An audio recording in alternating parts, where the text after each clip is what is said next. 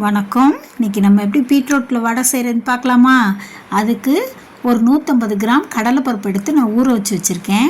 ஒரு பீட்ரூட் எடுத்து கழுவிட்டு சுத்தம் பண்ணி வச்சுருக்கேன். இப்போ தோல் செதுக்கிட்டு பீட்ரூட்டை துருவுறதுல துருவிக்கலாம். நான் இப்போ துருவி வச்சுக்கிட்டேன்.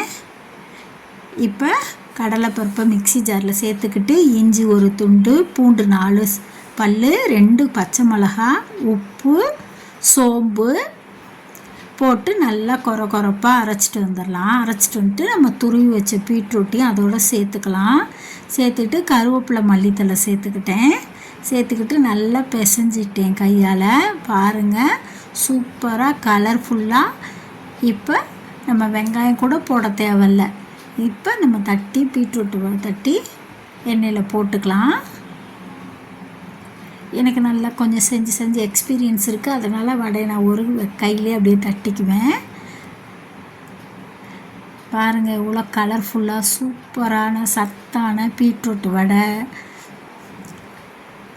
ஈஸியாக சீக்கிரமாக செஞ்சிடலாம்.